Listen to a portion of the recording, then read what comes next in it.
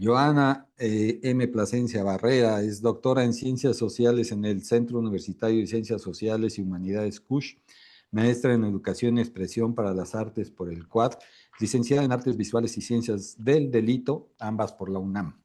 Ha impartido conferencias y ponencias de carácter nacional e internacional en diversos congresos e instituciones de renombre. Tiene un número importante de artículos y capítulos en libros publicados en México y en Barcelona. Recientemente se publicó su libro Desconstruyendo el Posmodernismo. Sus líneas de investigación se centran en la ideología, la cultura de masas y la politización de las expresiones de los movimientos sociales del siglo XX-XXI, con enfoques teóricos, conceptual, histórico, sociológico. Es miembro de la Asociación Catalana de Estudis de la... Ahí sí me agarró en curva Joana en catalán, en los estudios de la emblemática arte y sociedad, creadora intelectual de las Jornadas Internacionales de Imagen en colaboración con el Consulado de México en Barcelona.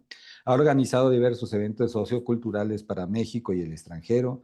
También realiza producción artística, cuenta con 9 murales monumentales en México y 3 en otros países, 2 que son parte del patrimonio histórico y 3 pertenecen al patrimonio cultural de la Universidad de Guadalajara. Tiene una considerable cantidad de exposiciones plásticas, 30 colectivas y 10 individuales. Se ha hecho acreedora a reconocimientos, premios que validan su capacidad creativa como intelectiva como representante muralista fuera y dentro de México.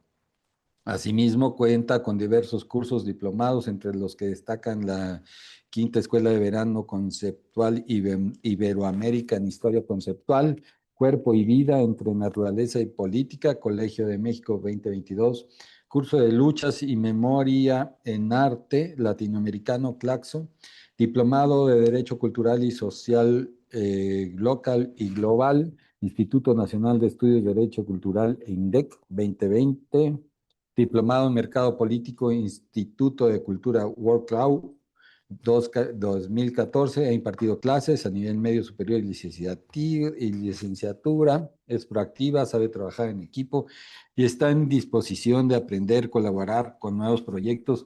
Y la verdad es que aquí está para eso, está para colaborar con todos nosotros. Se ha sumado a este equipo de talleres e intervenciones artísticas murales. Y adelante, Joana, escuchamos tu plática. Bienvenida. Bien. Buenos días. Primero que todo, muy buenos días. Y antes que empezar, pues les quiero agradecer el trato tan amable y cálido de Alejandro y de Irene particularmente. Muchas gracias. Gracias por la confianza, por el espacio. Y a todas y todos los que están presentes, les agradezco su tiempo y su disposición para que hagamos de esta charla algo ameno, algo ligero, donde podamos conocer, reflexionar, aprender, con la finalidad de ser mejores seres humanos y mejores creadores. Bueno, en resumen, soy Joana Plasencia. Ya olvídense de todo lo demás que dijo Ale. Muchas gracias, pero soy Joana, a sus órdenes. Y el tema que me trae aquí con ustedes, pues más bien es de carácter histórico, social, político, cultural. Y entendemos de entrada lo político como esa postura que se toma personalmente ante las situaciones o las realidades sociales, ¿no? A través de lo que les voy a exponer, vamos a ver algunas desigualdades de clase y de género en las que está metido el muralismo, las técnicas o los principios del muralismo, y sinceramente no les voy a hablar mucho de mi obra. Yo soy de las enemigas de las que el artista tiene que hablar ampliamente de la obra. Más bien la obra es el soporte a veces para comprender distintas cosas. Y entonces voy a utilizar algunas de mis imágenes o de mi producción para dar a entender los temas, pero básicamente pues nos vamos a centrar en la importancia del muralismo a través de la historia y principalmente lo fundamental que es hoy recuperar el sentido artístico del muralismo mexicano. La dinámica, ¿cuál sería? Miren, a mí se me hace muy aburrido dejar preguntas hasta el final. Entonces, yo tengo el apartado dividido en cuatro fases, ¿no? O sea, tengo mi tema en 4 fases. Yo les propondría que acabamos una fase y abremos una serie de preguntas o de discusión, porque luego resulta que al final ya se nos olvidó de lo que hablábamos al inicio y entonces no está padre. Entonces, la reflexión empieza desde ese momento, si están de acuerdo, ¿no? Me gustaría mucho que participaran, que fueran dinámicos, que tuvieran inquietudes.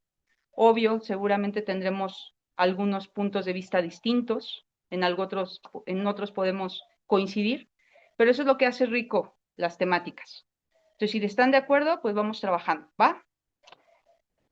Y si tienen alguna duda fundamental, pues con todo gusto levanten su manita, no sé, y ya vamos viendo. Voy a compartirles pantalla.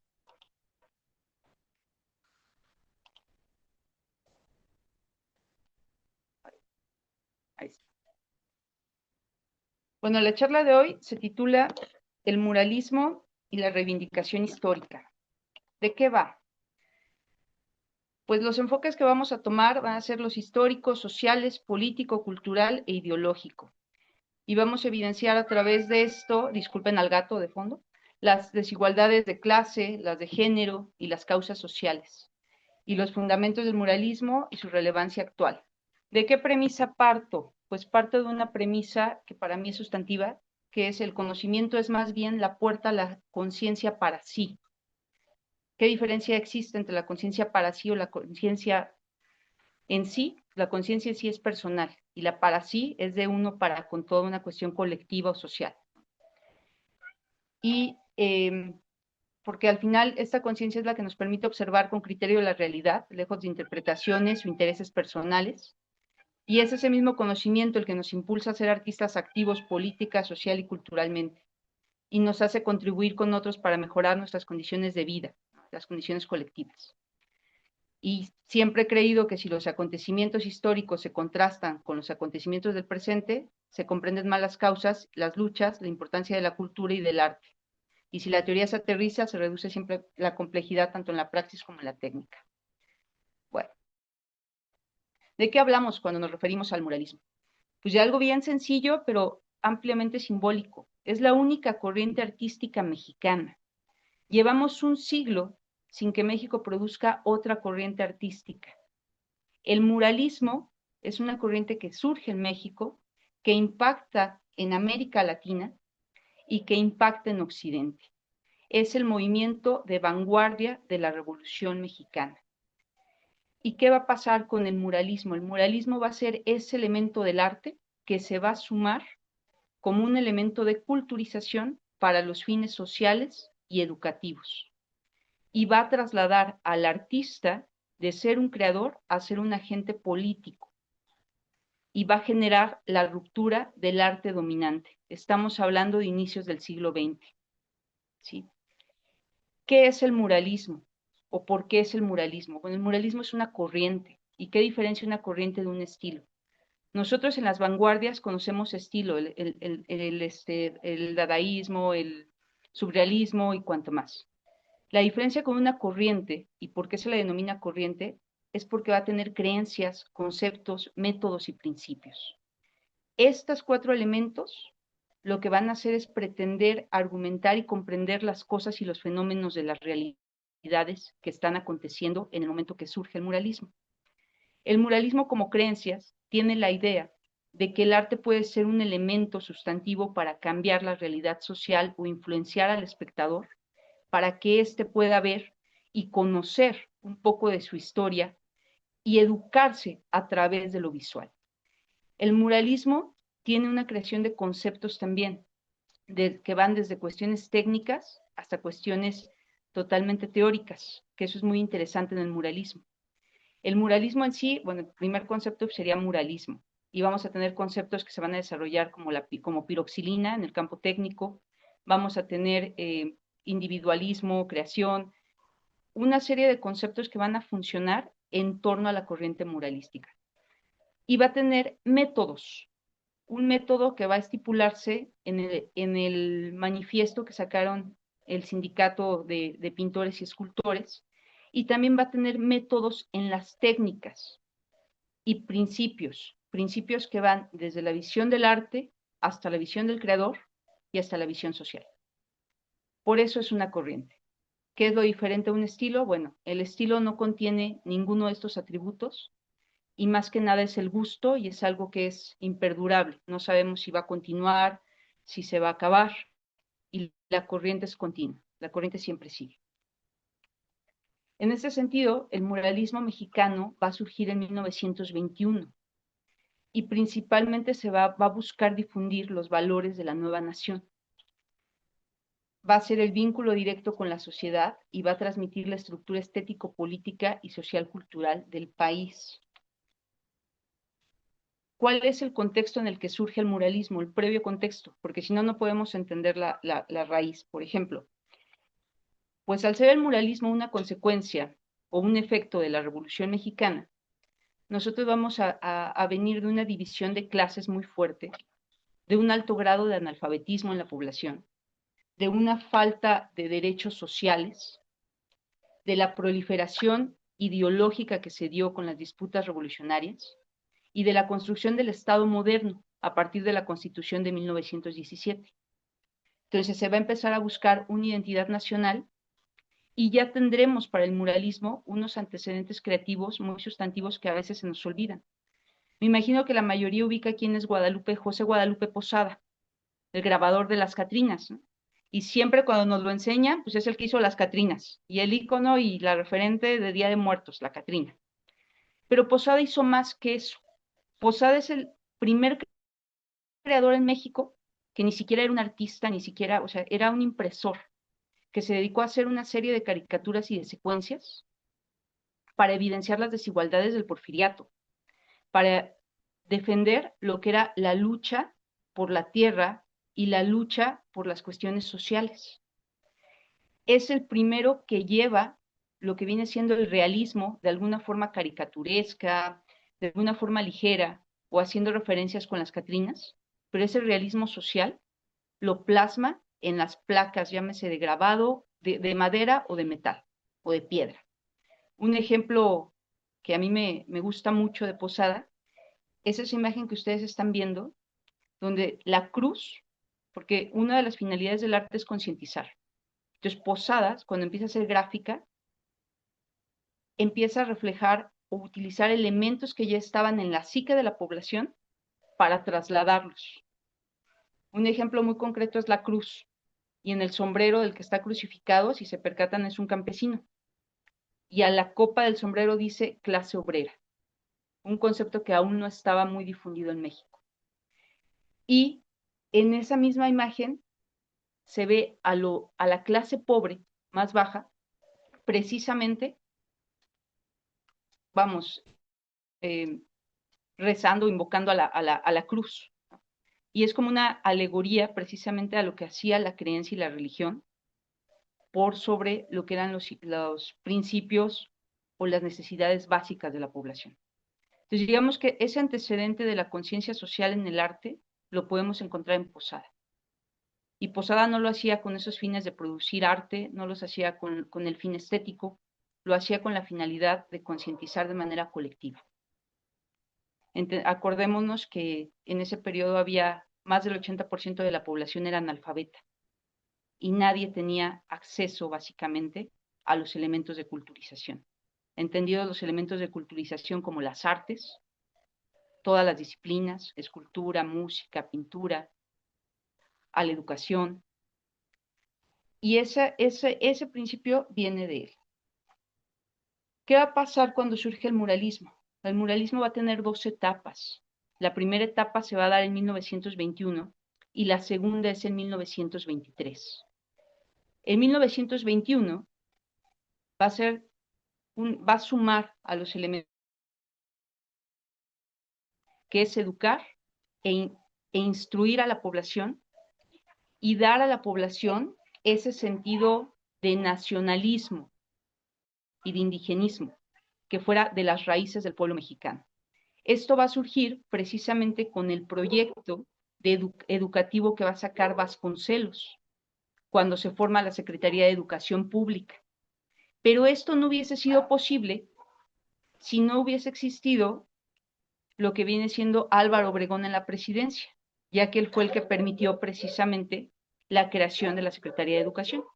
Y hoy básicamente este proyecto que se está llevando a cabo me recuerda mucho al modelo de Vasconcelos, donde se suma la cultura a través del arte y a través de distintas manifestaciones, junto con los libros y todo el proceso que se hace, lo que es sumamente valioso. Ese periodo que pasó Vasconcelos lo que hace es convocar a ciertos artistas para que se sumen a pintar en los espacios monumentales de instituciones o de ciertos lugares en el país. Así es como llega Siqueiros, como llega Rivera, inicialmente. Y la primera producción que se va haciendo tiene que ver con ese valor nacionalista indigenista particularmente. Para 1923 hay un giro, y ese giro se vuelve el muralismo un poquito más lioso, más combativo, más reactivo, y va a partir de la creación del Sindicato de Obreros, Técnicos, Pintores y Escultores. Este sindicato lo que va a buscar, fíjense aquí un detalle que a todos los artistas nos pasa, ninguno de los artistas estamos hasta hoy considerados como trabajadores, ¿sí? O sea, los artistas no somos trabajadores. No sé qué somos, pero trabajadores no. Eso nos ha quedado claro, ¿no? Y el sindicato precisamente lo que buscaba era que los artistas tuvieran, promover los intereses gremiales de los grupos de artistas, que fueran vistos como productores y como trabajadores del arte, que hubiera una situación de sueldos y de beneficios sociales para los gremios artísticos. Otro sindicato así de artistas a la actualidad no lo tenemos. Y todos los artistas somos precarios económicamente la mayoría, más cuando tenemos fines sociales. Entonces, ahí la importancia de lo que viene siendo el sindicato que se creó en 1923. Este sindicato, efectivamente, es tan sencillo como decir, buscaba que el artista fuera un trabajador social. ¿Y quién lo forma? Pues David Alfaro Siqueiros, Diego Rivera, Javier Guerrero, Fermín Revueltas, Germán Cueto, y se publica en el periódico El Machete. El periódico El Machete al inicio surge como un órgano independiente y después pasa a formar parte del Partido Comunista. Recordemos que la mayoría de los muralistas de esa época eran afiliados o simpatizantes del Partido Comunista. En ese periodo de 1923, el muralismo entonces se vuelve crítico, ácido, empieza a evidenciar la disputa ideológica, empieza también a concientizar socialmente, ya no solamente a educar a través de lo visual, sino a concientizar, a reflejar las matanzas que se hacían a los pueblos, a reflejar el dominio de la colonia, a reflejar la desigualdad social, y de poco a poco va evidenciando el dominio de el poder por sobre la población. El artista en ese momento se empieza a convertir en un agente político. De ahí que si ustedes se meten un poquito al Google, van a ver muchísimas fotos de Siqueiros, de Rivera, de Aurora Huerta, marchando precisamente en las huelgas y en las manifestaciones, ¿no? Entonces, eso es muy interesante. ¿Por qué? Pues principalmente porque en ese periodo el artista era artista de caballete, artista de casa, artista de museo. No tenía el artista un rol dentro del campo social y político. Y sinceramente, a través de todo lo que he estudiado y de lo que produzco, el arte y la cultura es el soporte de cualquier sistema político, sistema social y sistema económico. El cómo se juegue y cómo se modifique la cultura. Y ahorita se los voy a explicar. Miren, en el manifiesto de sindicatos, en el manifiesto del sindicato inicia con una cosa maravillosa que dice: a la raza indígena humillada durante siglos, a los soldados convertidos en verdugos por los pretorios, a los obreros y campesinos azotados por la avaricia de los ricos, a los intelectuales que no estén embelecidos por la burguesía. Y en ese manifiesto, si se percatan, va dirigido precisamente a toda la población que haya sido sometida en cualquiera de sus campos, llámese étnico, llámese por su oficio o por alguna cuestión de poder. Y en este manifiesto, denme un segundo, déjenme callar a Alexa. Alexa, cállate. Gracias. Y en este manifiesto va a haber 6 principios, que son los principios que va a tener el muralismo, que es la utilidad social del arte, es ver al muralismo como una transición colectiva. 2, la estética y la figuralidad, específicamente el uso del realismo como un conector entre el espectador y el mural. Y ahorita les explico el porqué. La alfabetidad visual en las composiciones, con elementos conceptuales y con elementos de representación y de significado. El cuarto es la intención del artista, que es separar el egocentrismo y el ego que todo artista tiene de la función social.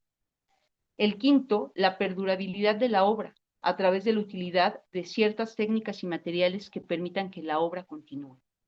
Y 6, la inclusión de nuevos materiales, precisamente para mantener la corriente viva. Lo que les decía de que el arte siempre funge a una cuestión política. Bueno, en ese cuadro que ustedes ven son los giros estéticos que son coincidentes a través de un siglo.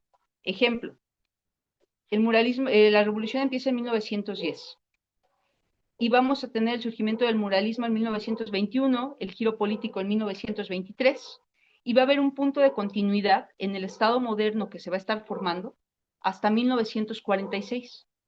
Sigue la misma dinámica de buscar los derechos sociales, de llevar a cabo la Constitución de 1917, de que la gente y la cultura no estén separados, de transmitir mensajes a través de lo que se pinte y de lo que se haga, y de mantener a la gente con una conciencia social post-revolucionaria. Luego viene un punto de ruptura, que en las artes se le conoce como la ruptura efectivamente, en los 50. En el campo mexicano, eso va a ser lo que viene siendo el milagro mexicano, ¿no? En el campo político, es el milagro mexicano. ¿Qué pasa allí? Se construye el partido PRI, se solidifica el PRI y vamos a entrar encaminándonos hacia una inversión de industrias, una inversión económica, hasta llegar a 1982 al México neoliberal. En 1950, en ese proceso de la ruptura, hay un giro estético. ¿Cuál es el giro estético? Bueno, de tener imágenes que representaban formas que eran reconocibles y perceptibles a nuestros ojos, como mujeres, niños, indígenas, asesinatos, lo que sea, vamos a pasar a la ausencia de la forma, a las texturas, a los círculos, a los cuadros, a las tuercas, y esa conexión con el espectador se rompe por completo. En ese mismo modelo se empieza a generar una desconexión del arte con la población mexicana. Y si no tenemos como población un incentivo visual, somos una población pasiva, porque lo visual nos incentiva. Y un ejemplo bien sencillo, levántense en la mañana viendo un comercial de Coca-Cola. A las 12 del día ya se compraron su Coca-Cola. Ustedes ven un anuncio en las paradas de los camiones y por alguna razón quieren un producto similar al producto que les anuncian. Porque lo visual y nuestro mundo en sí, el fenoménico, nuestra memoria está llena de cosas visuales. De ahí la importancia de la cultura. Cuando empieza a aparecer en la Revolución Mexicana, a través de lo que les mostraba de Posada, lo que es la narrativa del proletariado, visual, escrito, y lo van practicando en las caricaturas y en las calaveras que van escribiendo, va a haber una unificación cultural, pero hay una proliferación ideológica. Vamos a tener conservadores, comunistas, socialistas y todo, chile, mole y pozole ideológico tenemos en la revolución. De ahí que nuestra revolución haya tardado tanto y haya sido tan conflictiva. Y la narrativa, particularmente, que va a estar enfocada a campesinos, obreros, indígenas, va a empezar a ser apropiada por los estados que se conforman a partir de 1921 hasta 1946. El mayor conflicto es cuando entra el periodo del maximato. Cuando entra el periodo del maximato, se les quitan muchos de los privilegios que se les había dado a los artistas con Obregón, la libertad creativa, los espacios abiertos. Y durante el periodo del maximato, lo que va a pasar es que esos espacios van a estar ahora controlados y la producción artística va a estar reglamentada y rigurosamente tiene que tener otro tipo de contenidos. Entonces, ahí también se da una disputa muy fuerte que están defendiendo los muralistas en ese periodo. Y después vamos a encontrarnos que, bueno, omitan el dato de la Guerra Fría, esa es otra investigación que hice. Ese giro estético, al final, va a mantenerse presente. La ruptura, ¿qué es? En 1950 se argumenta que hay un movimiento artístico mexicano que desafía la hegemonía del muralismo nacionalista. Está bien, todo va bien. Pero ese muralismo nacionalista contenía identidad, contenía formas, conexión. ¿Y con qué argumento fue? Que teníamos que volver a retomar las vanguardias. O sea, caramba, en 1921 rompimos las vanguardias europeas, dejamos de consumir el arte europeo para construir una identidad artística mexicana.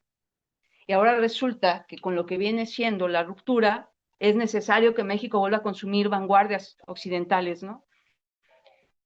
A partir de allí, la identidad cultural se empieza nuevamente a definir por el copy-paste que hacen los artistas mexicanos de las corrientes europeas, por ejemplo.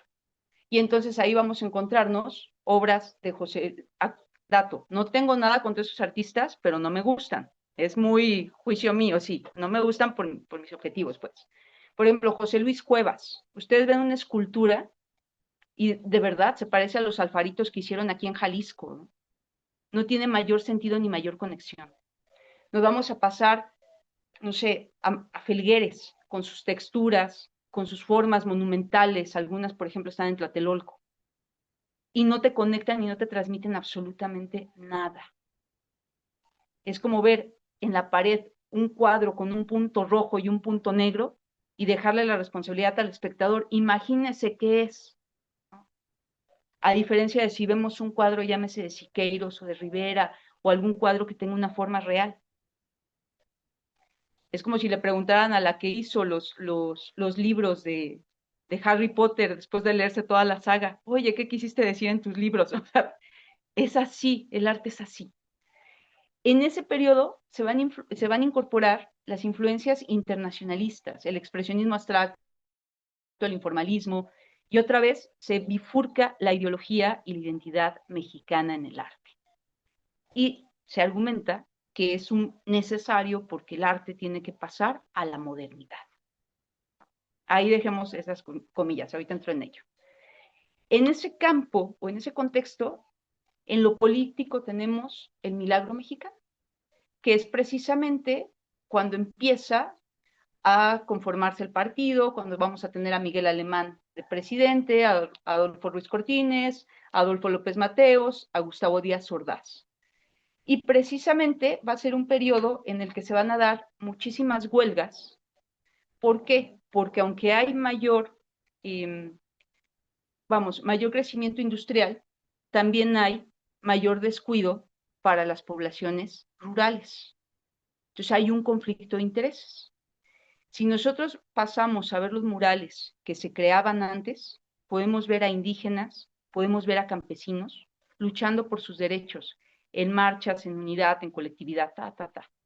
Cuando viene el milagro mexicano, ese discurso visual ya no es óptimo, porque incentiva a la masa. Entonces nos quedamos con Felgueres, y nos quedamos con las texturas, y nos quedamos con los círculos, y nos quedamos con los cuadrados.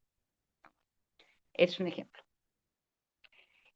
Después vamos a tener 1970, que si ustedes bien saben, en el 68 fue lo del movimiento estudiantil. Y tenemos un ámbito de cultura que ya estamos más apegados a las vanguardias que a la tradición mexicana. Y en ese lapso, ¿qué pasa? Bueno, tenemos una crisis social, represiones y matanzas estudiantiles, asesinatos a dirigentes políticos de izquierda, como Lucio Cabañas, por ejemplo, y el regreso, eso incentiva el regreso de lo que había hecho Posadas en 1903 hasta 1913. La activación de los talleres de gráfica popular que iban a reflejar nuevamente las figuras, las formas entendibles para defensa y apoyo de los movimientos sociales que estaban emergiendo. Eso es un ejemplo claro de cómo el arte va funcionando y va modificando y va incentivando a la población en ciertos momentos. En esta imagen que ustedes tienen, donde es una imagen de la huelga de la Nueva Rosita, ustedes pueden ver a las mujeres cargando un cartel de un soldado mexicano, tal cual, no hay una textura de Felgueres, no hay una escultura de Cuevas, es un cartel de una fábrica. porque además ahí también pasó otra cosa. En el campo internacional estaba todavía la Guerra Fría y estaban los estragos aún de lo que era la Segunda Guerra Mundial. México, el gobierno mexicano tenía una presión muy fuerte para decantarse por Norteamérica. Entonces, entre menos incentivar a la población con respecto a, era mejor, porque muchos de los movimientos socialistas y comunistas salían a marchar precisamente contra el imperio, apoyando lo que era la Unión Soviética. Una discursiva, un choque social que no correspondía con los intereses de los gobiernos en turno, ¿no? Ese es un ejemplo. Miren lo que les decía. El que ustedes están viendo arriba es un mural de Rufino Tamayo y se llama Dualidad. Lo hizo en 1964. O sea, está muy bonito, pues, tiene colores chulos y lo que quieran. Pero solamente son dos formas encontrándose, la serpiente y el jaguar. Y que además, si nosotros no tenemos conocimiento de los símbolos que es la serpiente y el jaguar históricamente, no sabemos qué carambas es, ¿no? Eso también es cierto. El segundo, de los pocos que aún buscaban mantener los principios y fundamentos del muralismo, González Camarena. Lo hizo en 1963 y está en Bellas Artes.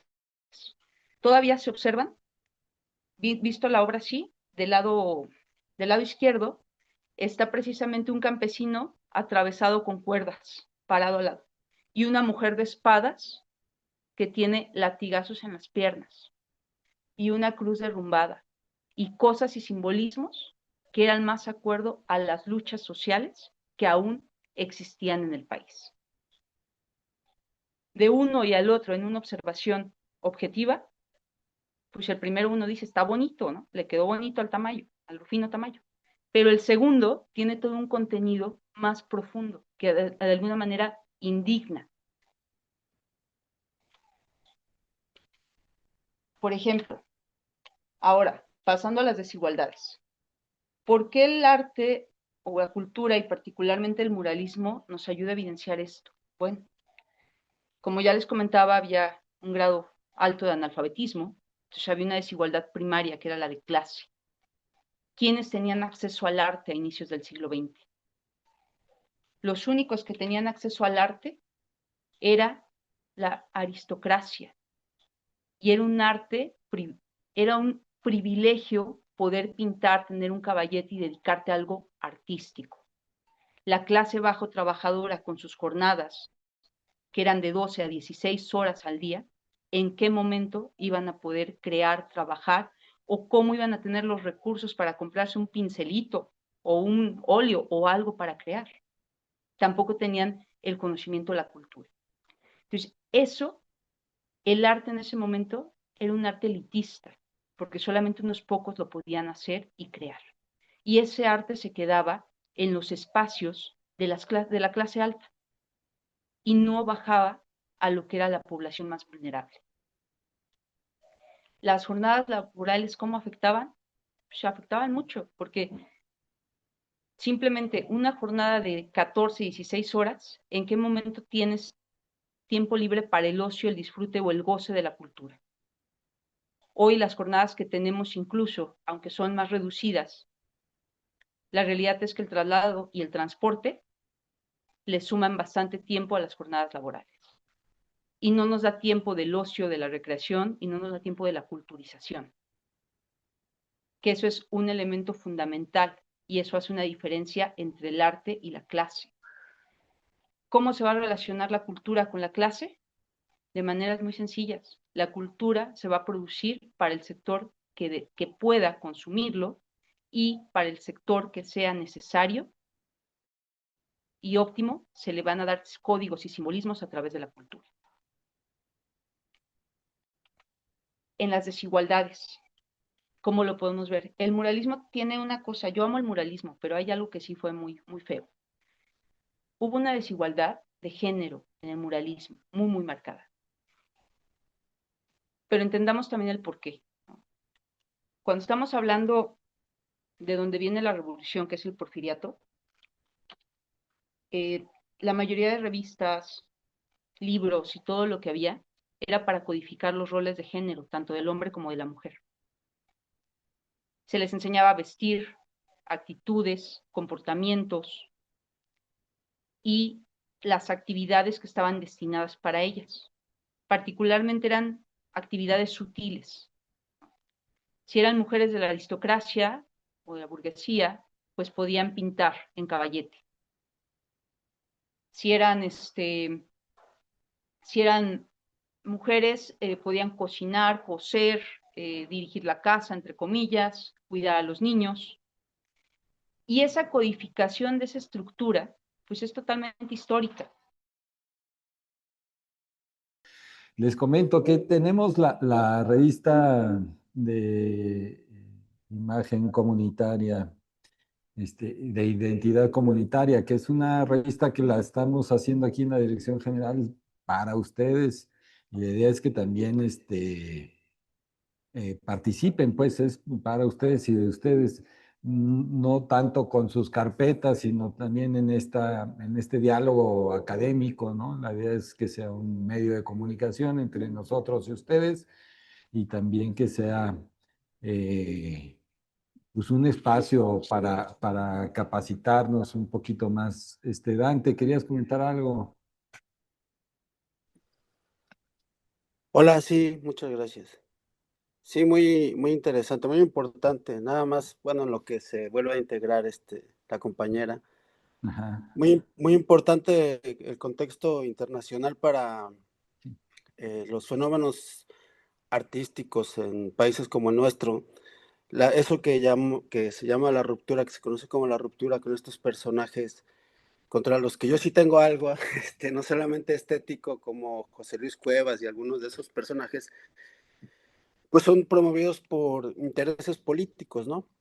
Se conoce muy bien esa historia en la que la CIA promueve estos movimientos en contra de los movimientos artísticos que tienen que ver con los movimientos sociales, como la Escuela Mexicana de Pintura, que proviene de del movimiento muralista mexicano, puesto que todos los militantes del movimiento muralista eran comunistas, militaban también en el Partido Comunista, o la mayoría, los más representativos. Y por supuesto esos intereses políticos del exterior influyen en el proceso de la historia del arte en México. Ellos son los que incentivan a personajes con dinero, ¿no? A través de fundaciones, de Guggenheim, etcétera, los Rockefeller, ¿no? A personajes como José Luis Cuevas y otros, que terminan influyendo tanto en la historia del arte en México, que se modifican los planes de estudio de las escuelas de arte. En San Carlos, que tenía 8 clases de dibujo, por ejemplo, se eliminan y se introduce solamente cosas que tienen que ver con la geometría o con la teoría, ¿no? Entonces, aquí dice, acompañada Sandra, que también tiene algo en contra de la generación de la ruptura. Claro que sí, porque además el cínico José Luis Cuevas, en su lecho de muerte, después de haber toda su vida ejercido poder económico, político, mediático en contra del muralismo mexicano, el muy cínico en su lecho de muerte dice: yo siempre fui muralista, ¿no? O sea, estos cuates fueron un verdadero peligro para la cultura mexicana, en el sentido que estuvieron ahí para desactivar este vínculo social que tiene el arte necesariamente con los procesos culturales, sociales del mundo, ¿no? Pues Y de México. muy bien, parece que ya se conectó Joana. Ahorita seguimos el diálogo o abrimos el diálogo con ella y con el Antes de entrar a maestro. las desigualdades, échenle pues. Vamos viendo lo que les acabo de comentar, ¿les parece? Ya te tomas tú la rienda, Joana, bienvenida de nuevo. Dante, toda la razón en lo que dices de Cuevas. Toda la razón. ¿Alguien más que guste comentar algo de lo que hemos visto hasta ahorita? Estaba Homero también pidiendo la palabra. Estábamos ahí ya esperando, comentando cosas. Adelante, Homero, si quieres. Hola, bueno, solamente un poco también la misma tónica que darte para nada más invitar a que si alguien tiene como interés en esta idea de el movimiento de la ruptura como un movimiento que obviamente alteró la dinámica que se venía dando en la cultura y en el arte en México.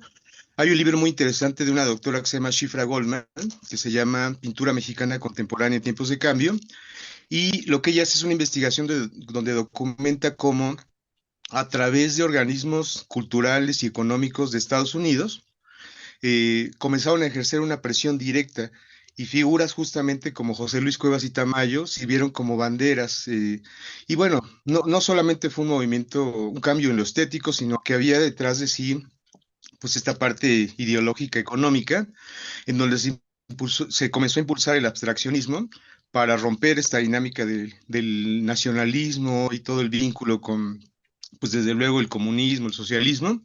Entonces ahí en ese libro está muy interesante, entonces si alguien lo quiere consultar, es una edición del Politécnico, medio antigua, entonces todavía se puede conseguir ahí en algunas bibliotecas, y solamente era eso, ¿no? Derek, adelante. Hola, ¿qué tal? Primero quiero aclarar que yo no soy Derek. Ah, ok, está bien. Derek Solita. Derek es mi camarada y es mi compañero de vida y junto con él voy a dar pues uno de los talleres, pero mi nombre es Viera. Em, Muy interesante todo lo que dices, muchas gracias, Joana. Quería preguntarte sobre aquello de la corriente. Decías que una de las características de lo que es una corriente es que se mantiene, ¿no? O sea, que se mantiene en el tiempo, ¿no? Em, entonces pensé como pues por un lado en estos murales que existen todavía, los murales de Siqueiros, los murales pues toda la CEP, por ejemplo, ¿no? Que está como llena de estos murales que se sienten muy incitantes precisamente para la lucha, ¿no? O sea, hacen mucha referencia, mucha energía, pues socialista, comunista, de levantamiento del pueblo, etcétera.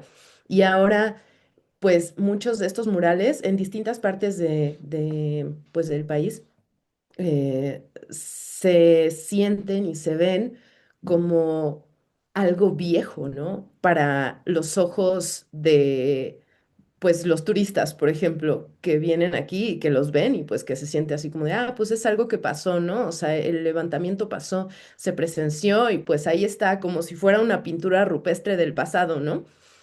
Como si no existieran, o sea, esos símbolos todavía hoy en las marchas actuales, ¿no? O ponía hace rato un comentario aquí que no sé si tuviste la oportunidad de leer porque te conectaste después. Pensaba en las artistas asesinadas en la actualidad, en Palestina, voy a leer mi comentario tal cual. En Palestina, por ejemplo, que son objetivos directos de las fuerzas de ocupación. Esto es como la segunda parte de la pregunta, ¿no? Porque todo el arte que generan empuja el espíritu de la gente para su levantamiento y para la resistencia. Es un ejemplo perfecto de artistas como agentes políticos y muchos de los símbolos que se ven reproducidos en sus obras gráficas que son como dolorosamente caducas porque enseguida se destruyen. Pues son utilizadas también como símbolos en donde yo encuentro como muchos paralelismos, ¿no? Con estos mismos símbolos pues que se utilizaron durante la gestación y pues el desarrollo de esta corriente que describes tan maravillosamente.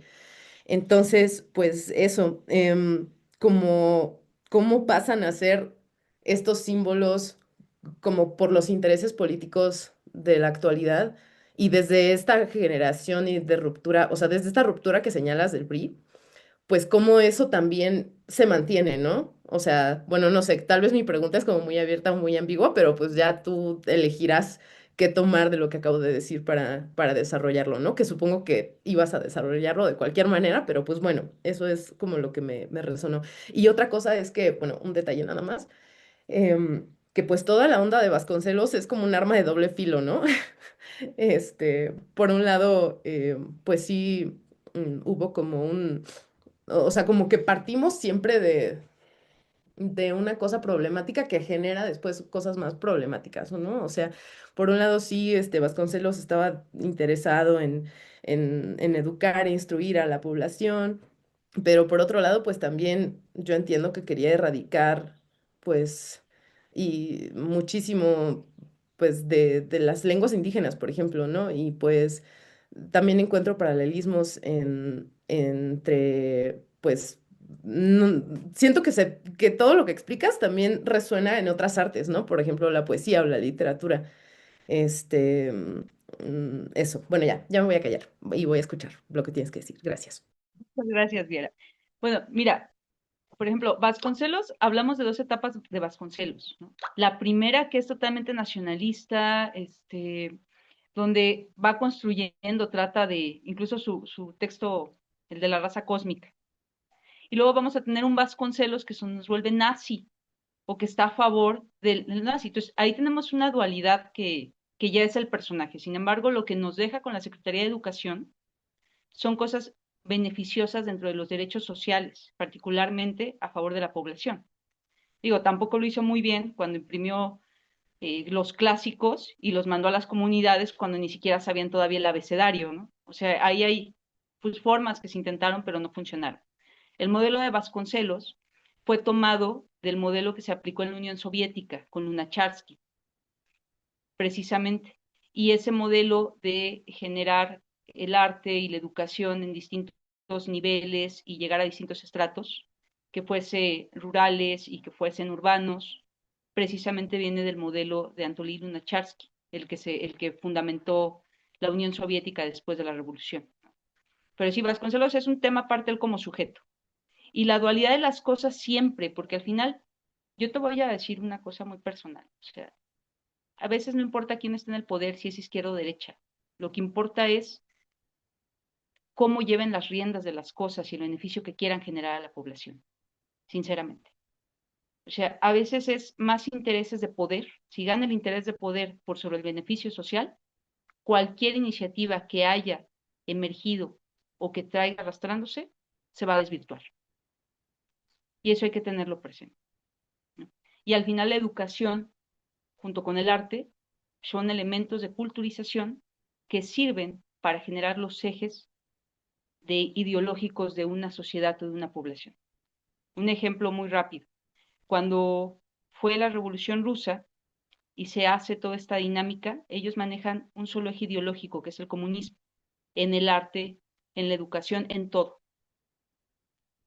Hay mucho tabú respecto a eso y la verdad es que es un tema muy interesante y es más limpio de lo que se cree, a excepción de las narrativas occidentales y norteamericanas, ¿no? Y México tenía una proliferación ideológica. Si estaba Obregón en el cargo, era una visión socialista. Cuando estaba Cárdenas, era una visión socialista.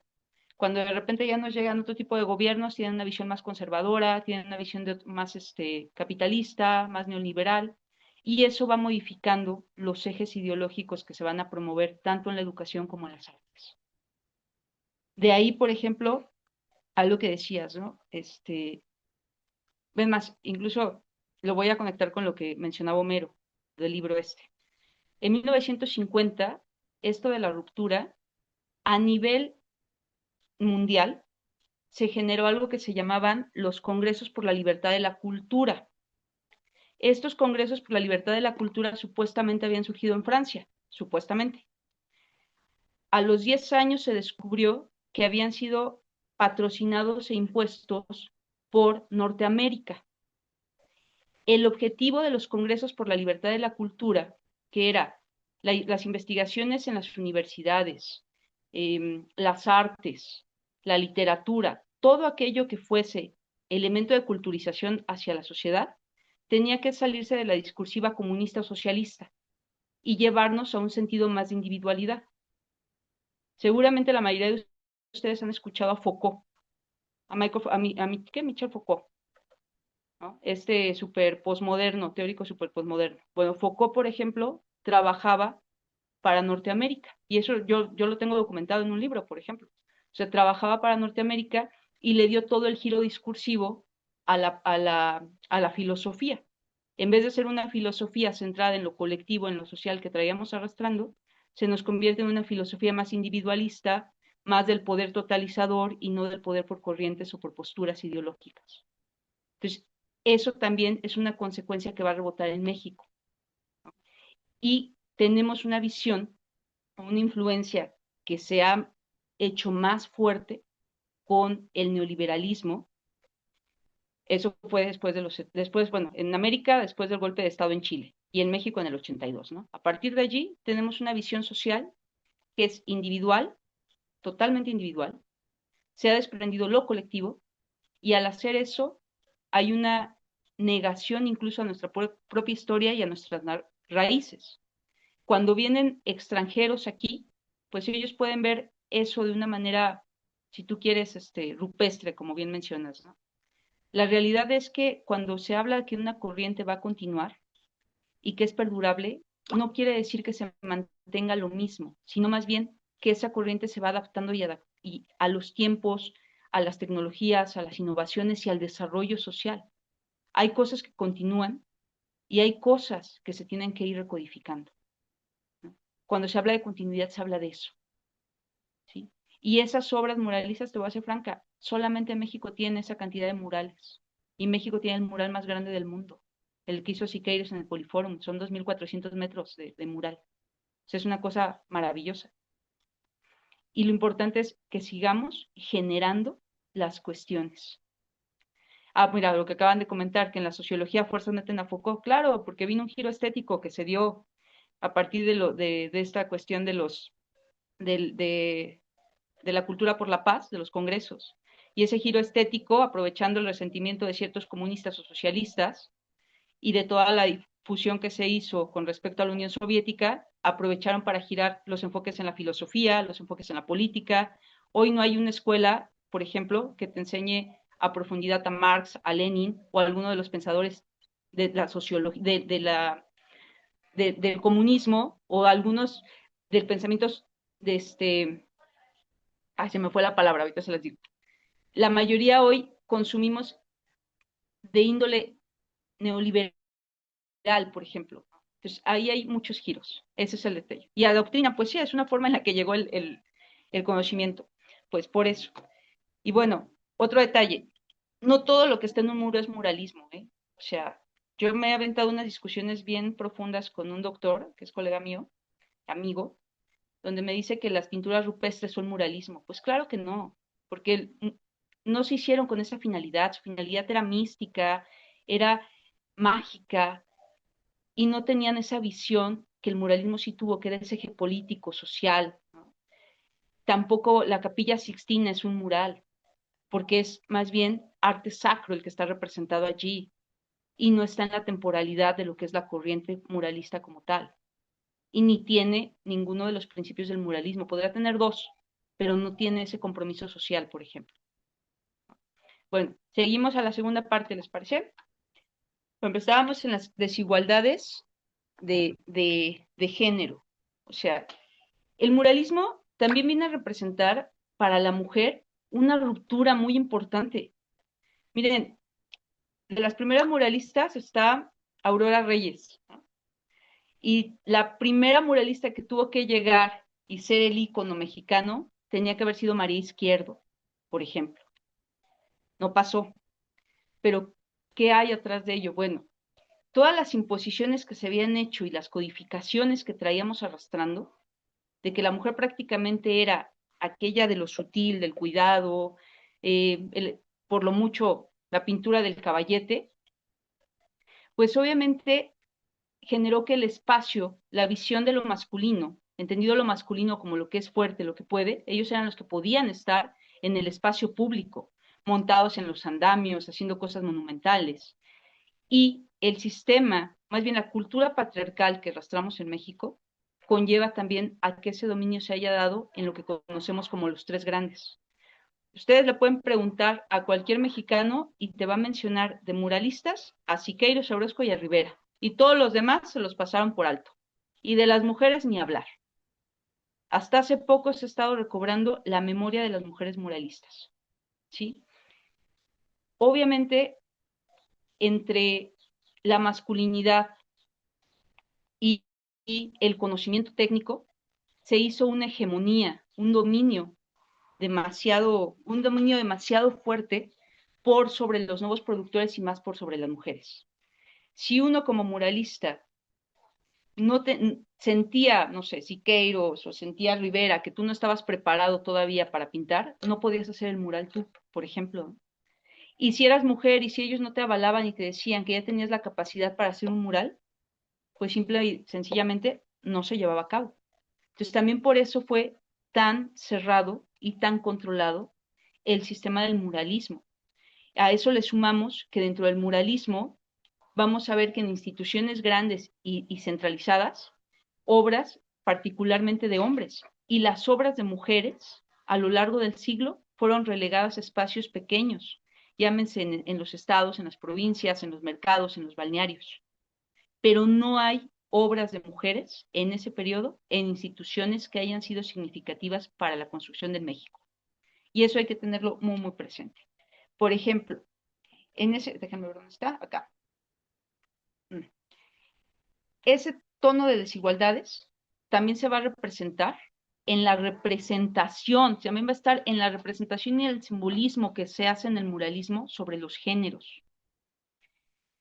Nosotros vamos a ver a través de las obras que son pintadas por los hombres a la mujer encasillada en esos mismos roles, que es la maternidad, la marchanta de flores, siempre es la que cuida, la que vende y la que amamanta, no hay más. Nunca la vemos en una cualidad como agente político, como luchadora social, a excepción de lo que a veces hacía Siqueiros, de poner en sus murales figuras centrales femeninas para representar la democracia o la libertad, ¿no? Por ejemplo. Aquí tenemos, cuando las mujeres salen, como Aurora Reyes, cuando ella sale, por ejemplo, a marchar junto con los hombres, y cuando logra pintar un mural muy bonito, que es el que tienen ahí abajo, que se llama Matanza a la Maestra Rural, estamos rompiendo precisamente esa hegemonía que había en el arte, porque la mujer empieza a tomar en la cultura también ese papel político y ese carácter social. Aquí no voy a mencionar a Frida Kahlo porque una Frida Kahlo ni muralista es, y a mi juicio ni artista es. Tuvo la casualidad de caer en un momento histórico cerca de Rivera, y eso la catapultó de una o de otra medida en las artes, y ha sido más bien la narrativa histórica que le hemos creado la que la ha posicionado como un referente del arte. Pero si nosotros vemos obras de María Izquierdo o de Aurora Reyes en comparación a las de Frida Kahlo deja mucho que desear. Su único gran plus era que era afiliada al movimiento comunista y que se echó a Trotsky, si no me acuerdo, si no nos falla la memoria, ¿no? Eso fue lo grande que hizo Frida Kahlo, ¿no? Entonces, ni icono artístico, ni icono feminista, porque además todo el tiempo vivió sometida por Diego Rivera, o sea, ya, sin comentarios con ella. Y en este caso, miren, lo que les decía de las representaciones. Una es de Siqueiros, y se percatan en esa imagen, es la madre, y vean la mirada a la mujer. O sea, es la madre que acobija, que arropa, ¿no? En la otra, que es una creación de María Izquierdo, que se llama Maternidad, es como un fastidio de ese rol de la mujer. O sea, ven el rostro nada más. No necesitamos entrar a más detalles, ¿no? Porque al final la percepción de la mujer no se encasillaba ni en la maternidad ni en los roles de cuidado, pero era la discursiva visual y la discursiva social que se manejaba dentro de los contextos y que hoy hasta la fecha nos ha costado mucho trabajo romper. O sea, ver a una mujer montada en andamios, pintando, batida, construyendo algo monumental, era prácticamente impensable. Tenemos otro ejemplo. El de arriba es un mural que está en Chapingo, que se llama El Canto de la Tierra, y de fondo hay una mujer, desnuda en una pose totalmente pasiva, sin más. Y abajo tenemos precisamente este de la matanza a la maestra rural, que es de Aurora Reyes. ¿Qué diferencia hay? Pues sinceramente toda, porque abajo se está representando algo que acontecía en el periodo revolucionario y posrevolucionario. Ir a sacar a los maestros rurales de sus zonas de campo y a pesar de eso, los mismos maestros rurales querer entrar a enseñar y a seguir con esa misión de educación. Entonces, ahí hay una diferencia atroz. Mientras en Rivera son campesinas que siempre traen flores o que siempre andan cargando cosas y siempre andan cargando chamacos, en la discursiva de las mujeres, la mujer toma un papel activo dentro del cambio social. Los dos casos que les contaba, por ejemplo, Aurora Reyes, hasta que Rivera no dijo, ya estás lista para pintar igual que Siqueiros, logró pintar sus murales. Arriba tenemos a María Izquierdo, que María Izquierdo, siendo la única mujer que por sus propios medios expuso el Norteamérica, por sus propios medios lo hizo. Dejan que pase el carro del agua. Es que no me fui a la oficina, viendo en la casa. Miren, ya. Por ejemplo, María Izquierdo, que era la única mujer que iba a pasar por sus medios, expuso en Estados Unidos.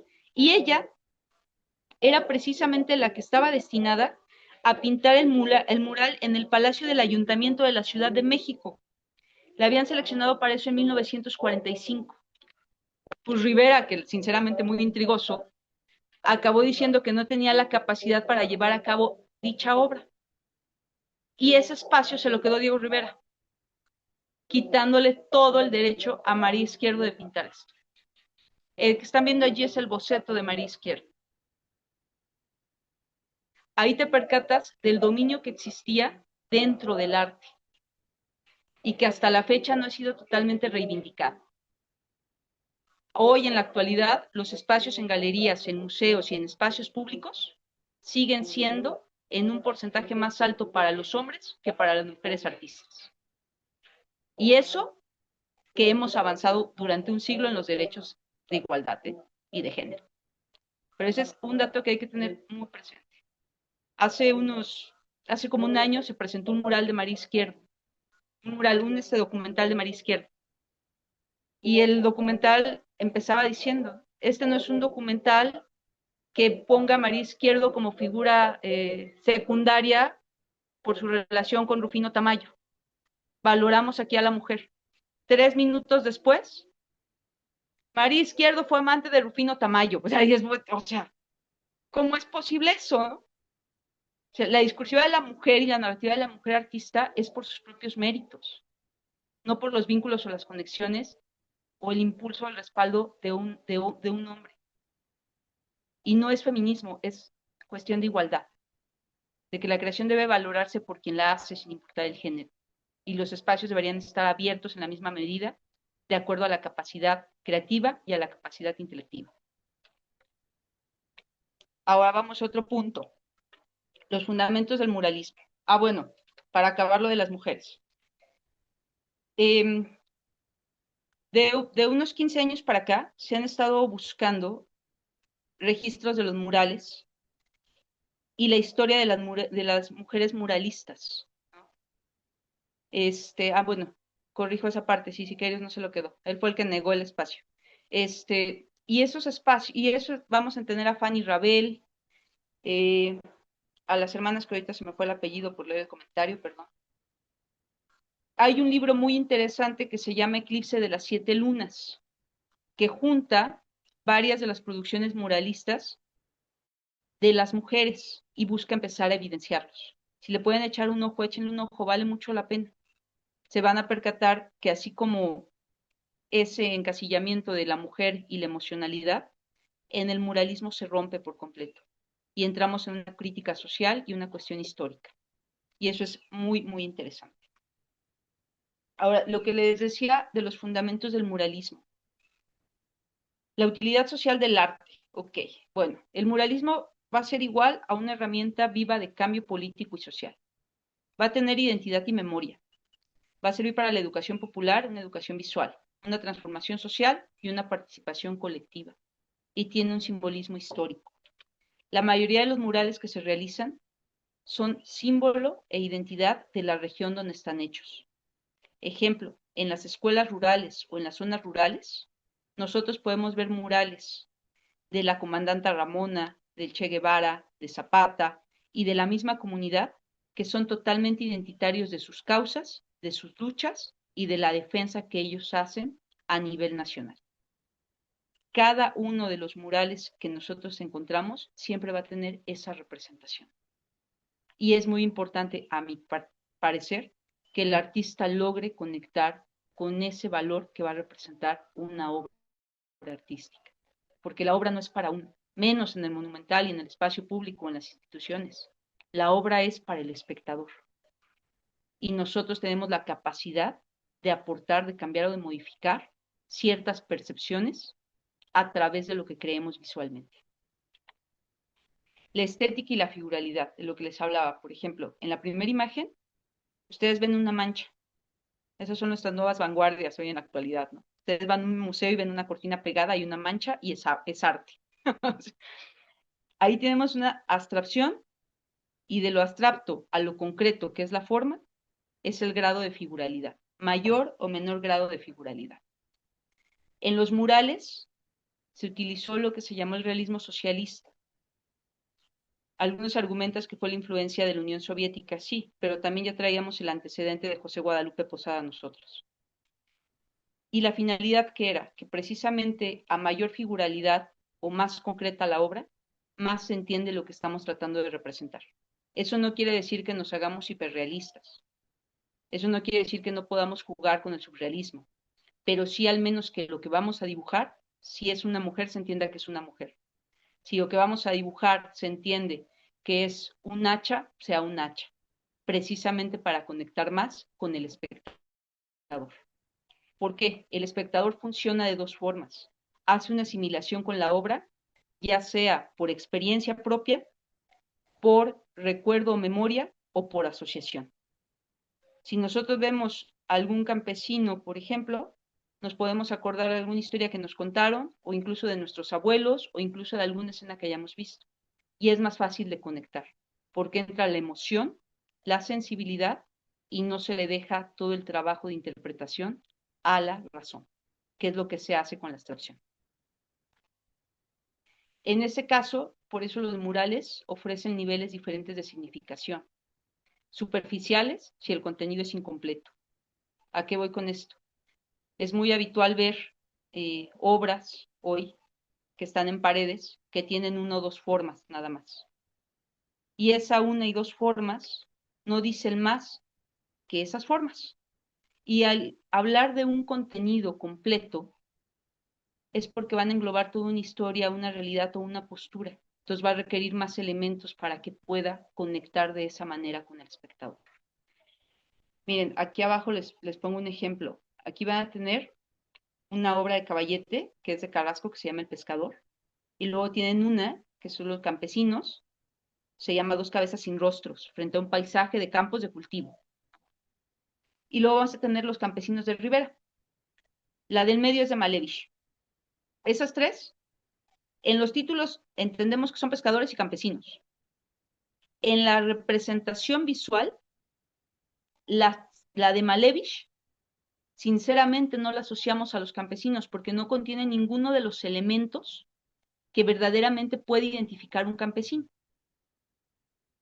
No sabemos siquiera si, no se entiende, ¿sí me explico? O sea, así tan sencillo. Si alguien lo entiende, dígame, porque yo sinceramente, si no leo el título, no sé que son campesinos. Y en la de Rivera, que tiene un dibujo más estilizado, a diferencia de la de Carrasco, a pesar de la síntesis de la forma, logramos entender que son campesinos, porque tiene elementos o características que se asocian al campo y a la gente que se dedica al campo. De ahí la importancia de la representación. Ahora, por ejemplo, cuando hablamos de ese tipo de representación, quiere decir que al final el uso de texturas, el uso de colores, el uso de formas, nos va a llevar a ese aspecto fenoménico, a vivir la obra, a crear una experiencia a través de lo que nosotros estemos plasmando. Y eso no se logra cuando llevamos las formas a la mayor síntesis posible, porque entonces no hay forma que reconocer. El punto 3, que era la alfabetidad visual en las composiciones, desde los elementos conceptuales prácticos de representación. Bueno, los visuales, pues es la línea, el punto y la mancha. Los que hablan de concepto es el soporte sobre, o sea, la idea sobre la que vamos a crear, y eso cómo lo vamos a representar, qué función y qué significado va a tener. Es muy cierto que en toda obra que veamos, no solamente en los muros, nosotros vamos a encontrar lo que son los elementos formales, líneas, puntos, manchas, etcétera.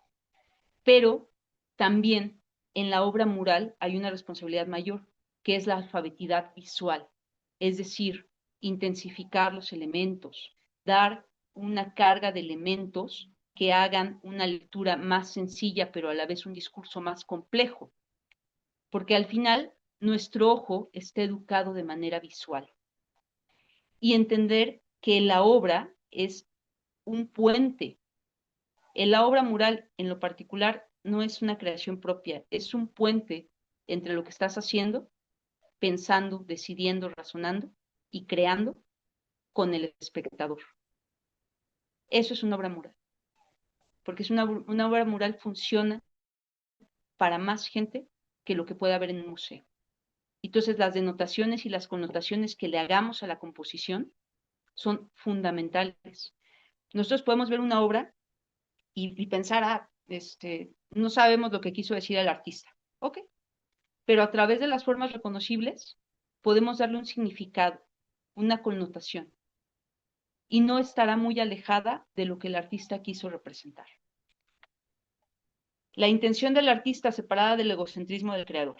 Esa me encanta, la verdad. Miren, aquí en Jalisco, hace unas semanas, se inauguró la Semana del Arte, algo así, ¿no? Y en los arcos de Jalisco se colocó una super obra que se llamaba Nobuni. No sé si la vieron en redes. Es obra de Nobuni, es ese conejito que ven ahí en los arcos arriba. Pues se llama Nobuni, pero es un Buni. Chistoso el asunto. El artista no tiene mayor conexión con la sociedad. Además, ni siquiera creo que, no me acuerdo si, según yo no es mexicano, no me acuerdo ahorita. En su momento lo investigué, pero según yo no es mexicano. Bueno, la celebración se hizo con un grupo selecto entre políticos, diplomáticos y sectores de la élite, por así decirlo. Es una obra monumental que está abierta a un espacio público.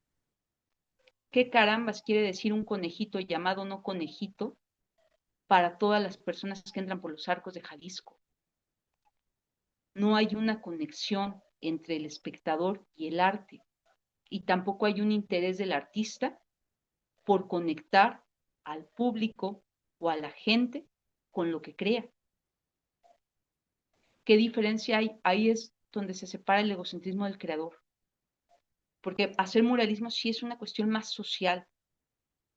En el periodo de Siqueiros y de Rivera hay una anécdota muy, muy interesante, que estaban ellos en Estados Unidos, van regresando, bajan del vuelo, arrestan a Siqueiros y se lo llevan a Lecumberri, y a Rivera se lo llevan a cenar con elementos de la presidencia. Porque Rivera, al final, nunca fue, o nunca, era un traidor de la patria, incluso está reconocido que pasaba información a la CIA sobre los acontecimientos políticos de México, ¿no? Y Siqueiros no lo hizo. Siqueiros, además, anduvo de sindicalista aquí en Jalisco, anduvo de actor político, y es donde, a mi parecer, el creador muralista realmente logra impactar en el campo social. Ahí está el ejemplo. Y me imagino que hay muchos ejemplos más del nuevo arte que tenemos hoy. 5. La perdurabilidad de la obra a través de la innovación de técnicas.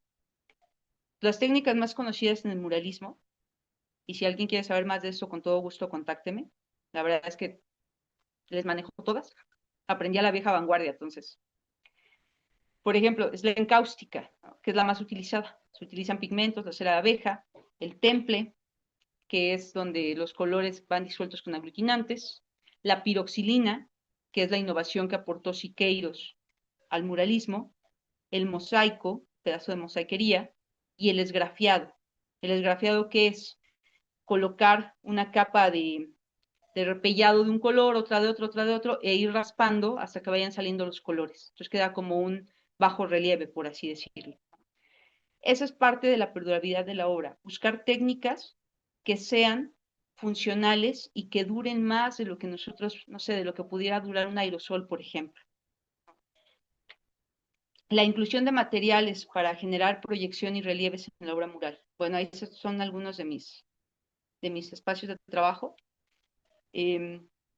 No podemos, algo que decían hace rato, no podemos mantener el muralismo como estaba hace un siglo, pero sí podemos trabajar con nuevos elementos y materiales, sumado a una visión de lo que era el muralismo. O sea, mantener una corriente mexicana, ya dejan la identidad, mantener una corriente mexicana que sea crítica social y política, ¿sí? Y esa corriente, si la podemos nutrir con elementos que nosotros mismos aportamos, con técnicas nuevas que vayamos descubriendo, con otro tipo de materiales y la resistencia de estos, lo hace sumamente valioso y damos una continuidad totalmente. Aquí ustedes pueden ver, a mí me encanta trabajar con madera y la curo para interiores y exteriores. A mí amo la madera y el metal también, pero la madera me encanta más. Entonces, ahí pueden ver, por ejemplo, parte de las cosas con las que yo trabajo. Y ahora, ¿qué es el mural?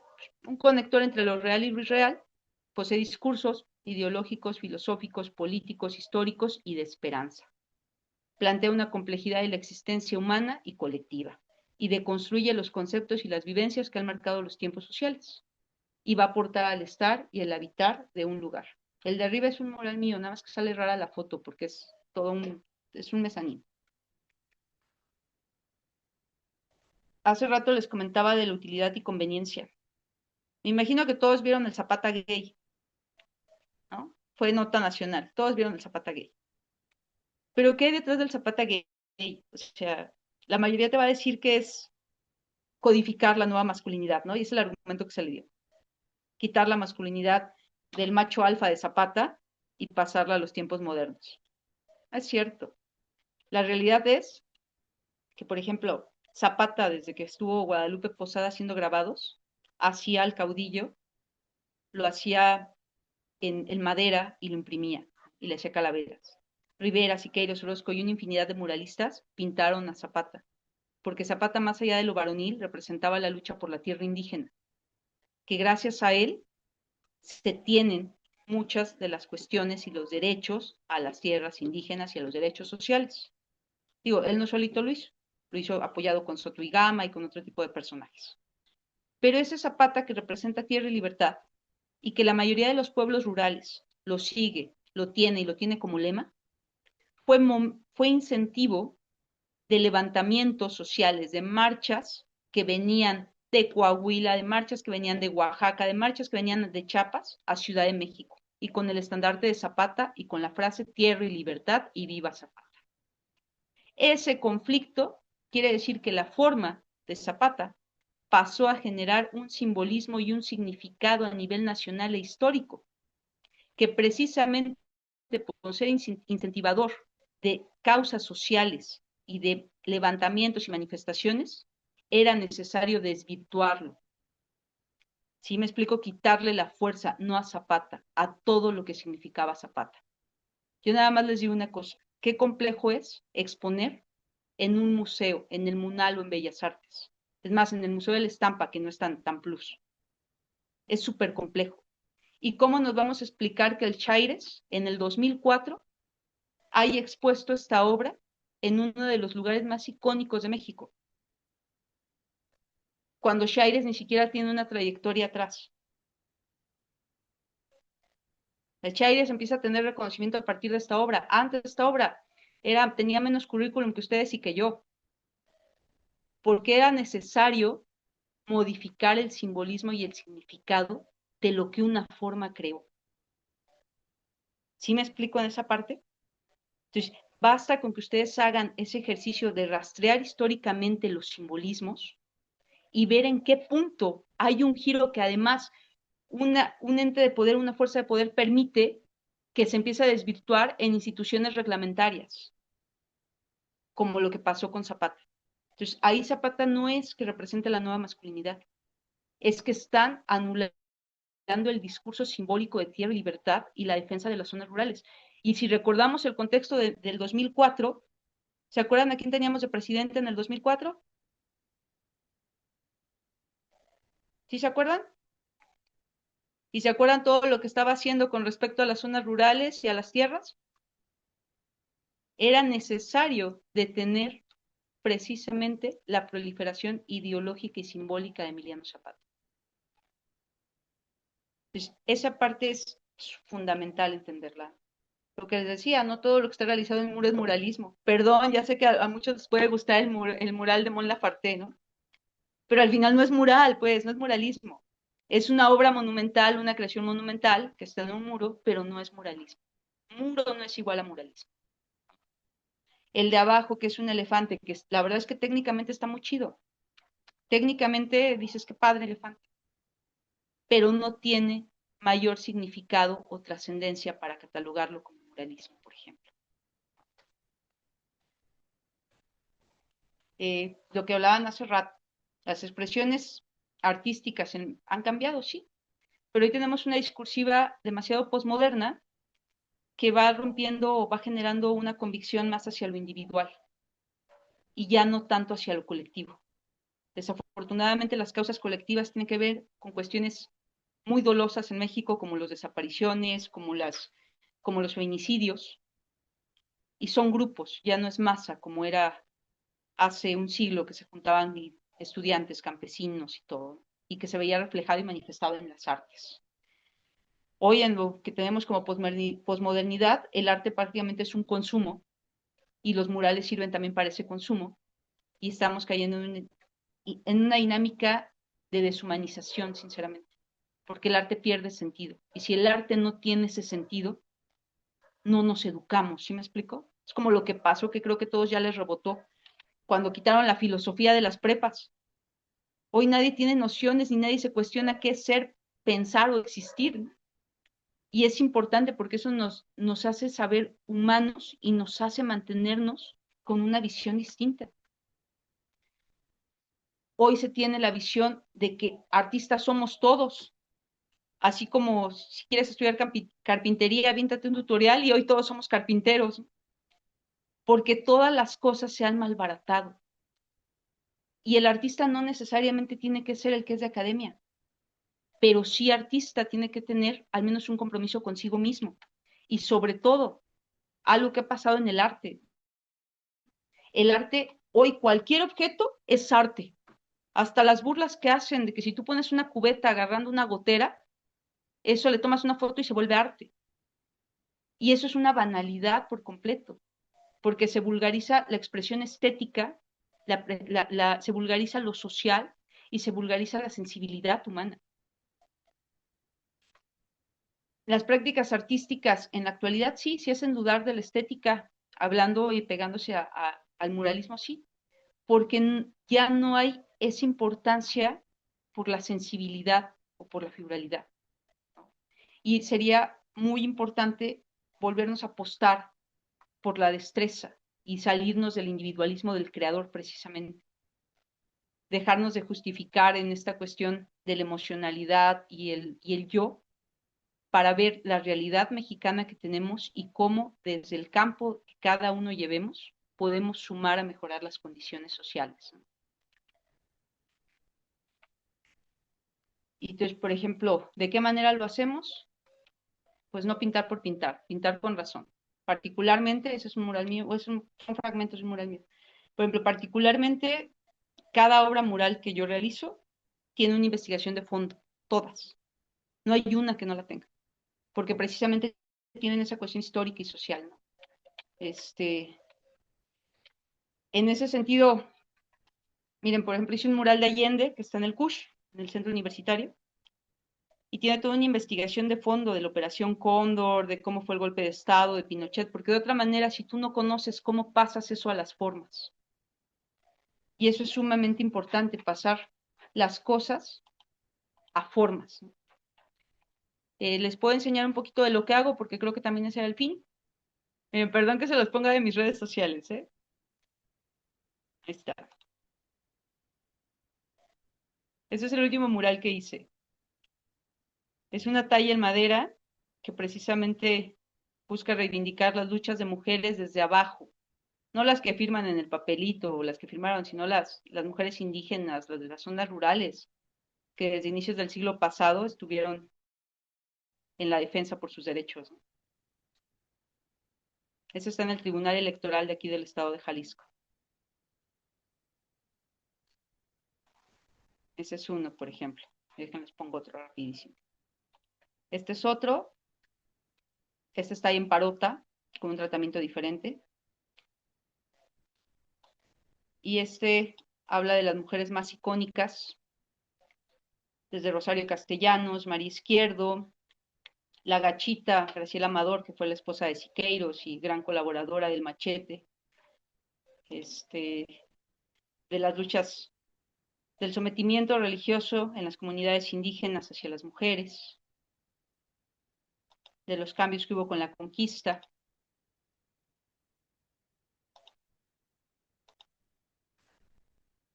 Si quieres que vaya comentando Dante, que alzó la mano. Adelante, adelante. Bueno, muchas gracias otra vez. Sí, solamente quiero complementar un poco. Estoy de acuerdo con muchas de la mayoría o todo lo que has expresado como postura política frente al arte. Solo quería ahondar un poco en esto de lo que entendemos como el fenómeno del arte contemporáneo. No es el deterioro del producto cultural, desde mi entender, no es un proceso que se haya dado casualmente, es un proceso promovido desde la penetración cultural para desactivar nuestras resistencias como pueblos y el capitalismo salvaje, el capitalismo extractivista, poder saquearnos, ¿no? Sin que pongamos mucha resistencia. Desvincular el arte de la sociedad es fundamental para que puedan hacer eso y lo estén haciendo. Por eso es que encontramos estas expresiones del conejito flotando ahí en los arcos, o lo que hizo Gabriel Orozco, que yo siempre lo cuestioné desde que Fox lo hizo su pintor de la corte, ¿no? Un tipo de los peores pintores que hubo en esa generación, un pseudoartista para mí, a que le pagamos con dinero público una exposición en el MoMA, en donde fue a exponer una caja de zapatos vacía, ¿no? Entonces, cuando yo me encuentro ante estas expresiones y gente que defiende eso, ¿no? Que dice, no, es que déjalo, es cultura, es arte, o vienen aquí a la isla o cualquier lado, hacen estos encuentros aparentemente de pintura mural, que son estas decoraciones, a veces bien hechas, a veces mal hechas, y nosotros tenemos toda una lucha con esto que tú estás comentando, de tratar de distinguir y educar sobre qué es un mural y qué no lo es, ¿no? El propósito de una obra muralística. Entonces, cuando nos encontramos ante eso y lo cuestionamos y lo criticamos, nos dicen, es que es cultura, déjalo, es arte. Y mi respuesta es, pues es que si tú le vas a ofrecer ese nivel de pobreza en un producto cultural al espectador, da lo mismo que siga viendo al Chavo del 8 en la tele. Déjalo que vea las telenovelas del 2, porque no le estás aportando nada más, no le estás aportando algo distinto, ¿no? Entonces, el público tiene derecho a hacer todo lo intransigente y todo lo desconocedor que puede ser, claro, pero el artista no, o el que se autonombra artista, o el que se autonombra muralista, no puede serlo, no puede ser negligente con su trabajo, ni con lo que le ofrece al público. Y esa autocrítica falta porque está bien alimentada a propósito desde de este constructo para decir que el artista es único y defiende su individualidad, lo único que persiste es su emoción y toda esa cantaleta ridícula para hacer que los artistas no se vinculen con sus procesos políticos, sociales y no se involucren, ¿no? Y entonces cuando alguien cuestiona, se ofenda y diga, es que me tienes envidia, ¿no? y, y eso ha causado un deterioro grave, yo creo. Y sí es un análisis, como ponían acá en el chat, pues es una discusión muy larga, ¿no? Muy, muy larga, porque sí hay que analizar el contexto político, social del mundo, en México, en nuestras propias comunidades, que es lo que promueven las autoridades, ¿no? A niveles cuáles. Por eso hago referencia a este ejemplo de Gabriel Orozco, que a mí me sigue causando, y ya no voy a decir nada de lo que pasó en Chapultepec, porque eso también me causó una cosa de la que todavía no me recupero. Pero es eso, o sea, no es casual, vaya, es lo que quería decir, no es casual esto que no nos hace sentido de ninguna forma, ¿no? Y no es nuevo, pues tiene desde los 70, los 80, los 90, que nos han impuesto eso, y los museos estuvieron, y creo que desafortunadamente muchos siguen llenos de eso. Y bueno, gracias por Mira, dejarme Dante, hablar. a esto le sumaría una cosa más. En México, el arte no tiene tabuladores. Si se percatan, de repente hay obras horribles monumentales y fueron justificadas por millones. Y la obra en sí no costó eso, porque también es conveniente para fines económicos que el arte no tenga tabuladores. Y eso le sumas porque hay este tipo de obras en espacios también que tú dices, por Dios, ¿cómo se atreven a exponer tal cosa en cierto lugar, no? Es muy cierto eso que dices, Dante, totalmente. Josefina, adelante, por favor. Sí, saludos, buenos días a todos. Sí.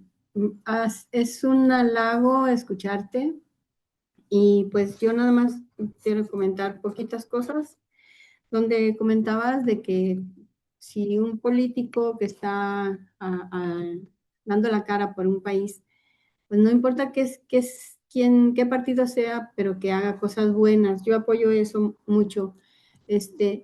A mí me invitan mucho a las lideresas a apoyar partidos cuando andan en campaña, pero yo les digo que no, que a mí me gusta hasta que ya están en el gobierno y voy y les ofrezco mi trabajo de talleres y de lectura para acompañarlos y ayudar, porque hace mucha falta la responsabilidad social, que nosotros mismos aportemos y sepan los gobernantes que hay personas que dan tiempo gratuito para ayudar al entorno, porque luego se piensan que solo ellos pueden hacer y pues no es así.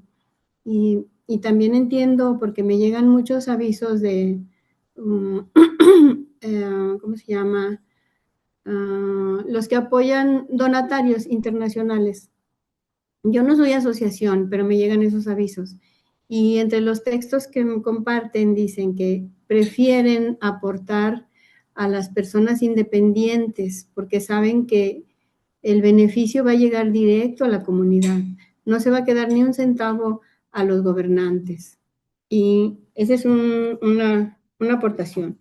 Y la otra, fomento la lectura. Y lo que decías tú de que todo es, la gente observa esos murales. Y sí hay gente crítica que les da su interpretación. Y yo leí un libro de Michelle Petit que se llama Leer el Mundo. Ella es de Europa, pero hizo un trabajo de tesis en Brasil y nombra eso, de que no todos son las palabras, que también hay las imágenes, los paisajes, todo eso que se puede interpretar y lo podemos, nos podemos alimentar de esa información y crecer con ello. Y en las palabras que has estado nombrando de tus murales, te iba a preguntar de dónde eran tus murales, pero ya dijiste que están en Jalisco, ¿verdad? ¿O hay otros en otros lugares? Esos que les mostré están en Jalisco. Tengo uno en Wrocław, en Polonia, en Barcelona. Ahorita estamos trabajando uno precisamente por la cuestión de Cuba, ¿no? Eso es importante. Y tengo otros en Ciudad de México y lo último que he hecho, pues ahorita estoy aquí en Jalisco. Entonces, pero déjame decirte algo, hay una cosa que dices, todos tenemos disposición, como el artista creo que es nato, esa disposición a colaborar, a que las cosas mejoren. Eso es muy importante, ya sea desde lo que hagamos, ¿no? A mí me tocó formarme todavía con algunos maestros que era la vieja guardia, pues te enseñaban todo, y ya en el campo profesional no te querían enseñar nada, porque era como sus trucos, sus tácticas todas muy selectas, ¿no? Y yo te soy franca, en lo personal, o sea, como me sé conozco las técnicas y las he aplicado y cosas así, y siempre le ando investigando, indagando.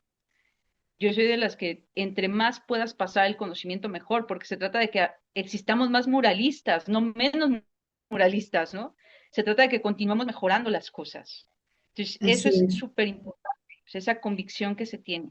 Por eso créanme, lo que les dije hace rato es cierto. Cualquier técnica o duda que tengan, o sea, no nada más me dedico a la técnica, me dedico a la investigación, soy más de investigación. Gracias. Con todo gusto, los apoyo, los asesoro. El chisme Y- está muy bueno, la neta. Entonces, en vez de estarles pasando mis obras, les dejé ahí 2 links. Ahí se pueden dar una vuelta por lo que hago. Tengo murales muy grandes, tengo murales de 300 metros cuadrados, de 370 metros cuadrados, en espacios al exterior, al interior. y cada uno y cada muro te lleva a retos distintos, desde hacer las pruebas de la humedad, desde saber qué tipo de pigmento de pintura tiene que tener, o sea, si hay que curarlo, cómo curar un muro. Hoy en la actualidad la mayoría de muralistas tienen menos conocimiento de cómo curar un muro, por ejemplo, porque ya nos enseña. Y es muy importante aprender a hacer eso, cómo preparar los pigmentos, cómo hacer todo ese proceso. Entonces, si en algún momento dado, con todo gusto, me echan un mensajito y a la orden. El asunto es seguir Gracias. avanzando y colaborando. Gracias. Eso que comentaste de compartir, yo también lo aplico.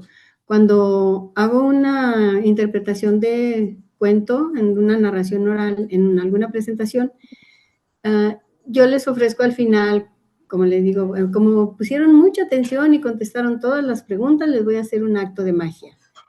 Y al final les voy a enseñar cómo. Eso les encanta mucho, que cuando se divierten con la magia y aparte voy a aprender a hacerlo y lo voy a llevar a mi casa, a mi familia, y me da mucho gusto que cuando los conozco de cerca y me dicen sus familias, llegó el niño y nos tenía por toda la semana entretenidos enseñando la magia.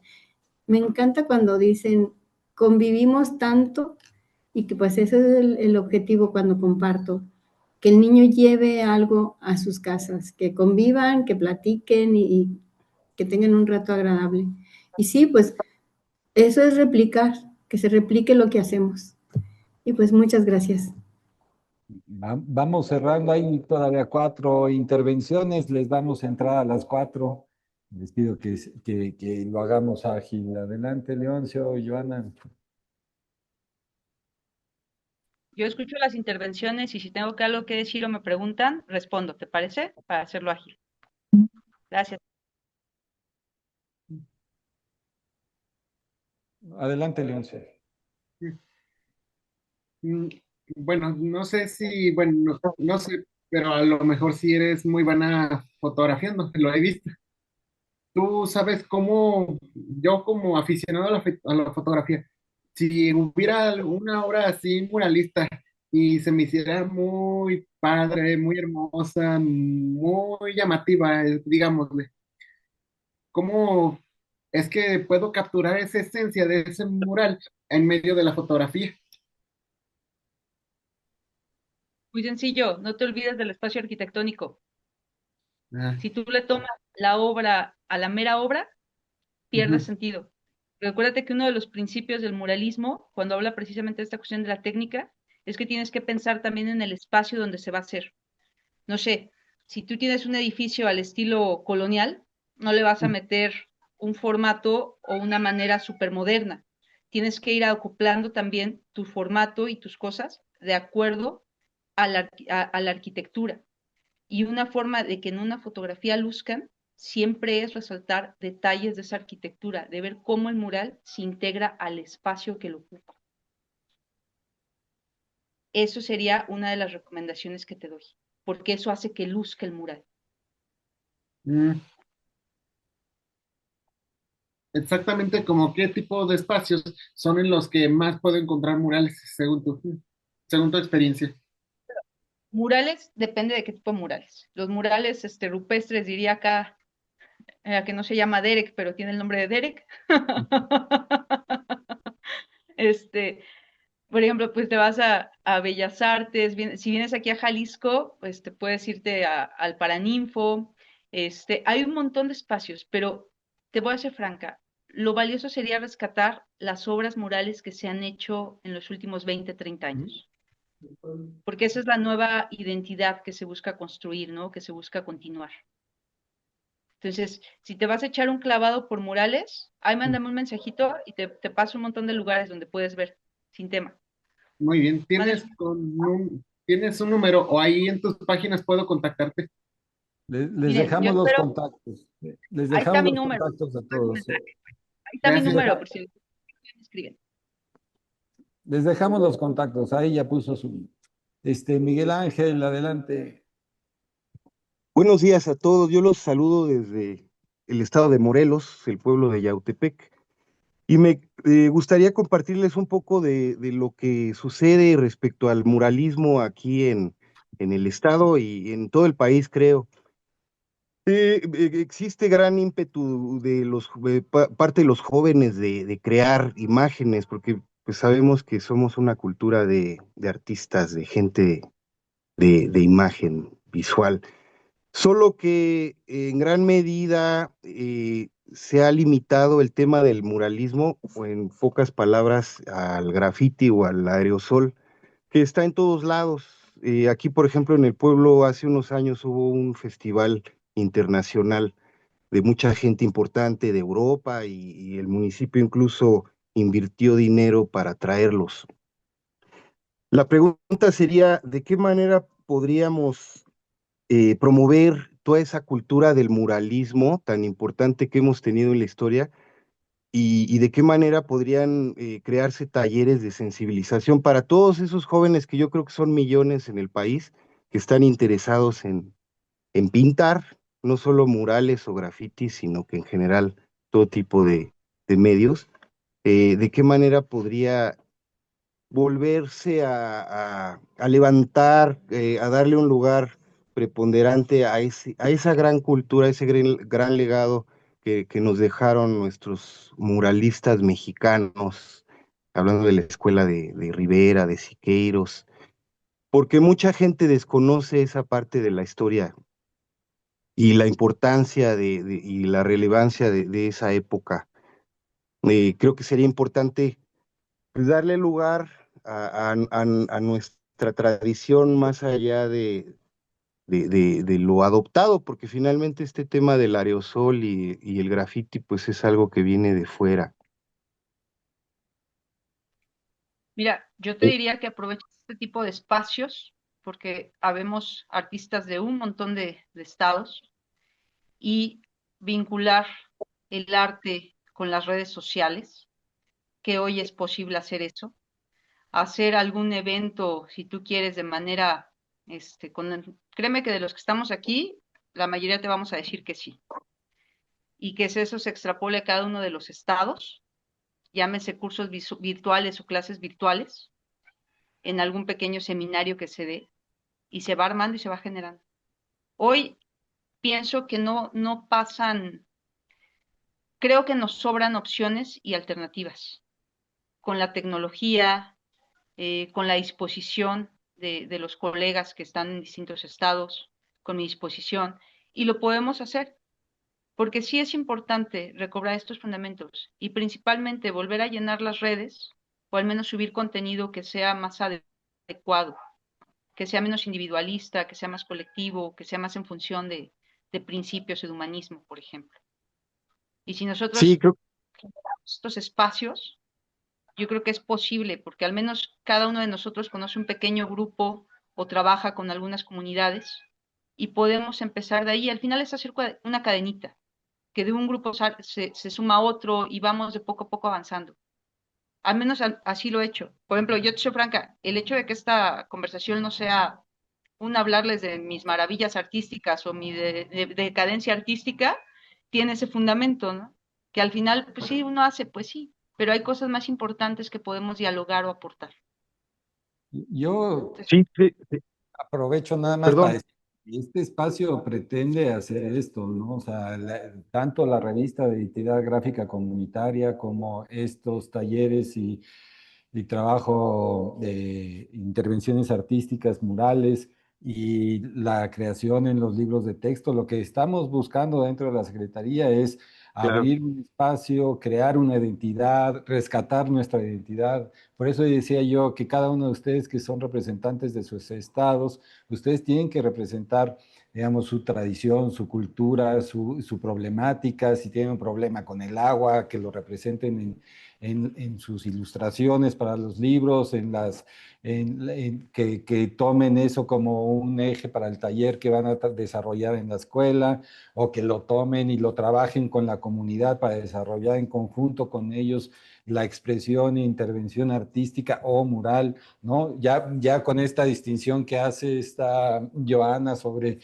lo que es mural y lo que es intervenir una pared, que no es lo mismo, pero poco a poco estos espacios no los puedes crear y decirlos muy académicamente, es que ahora vamos a continuar el muralismo mexicano.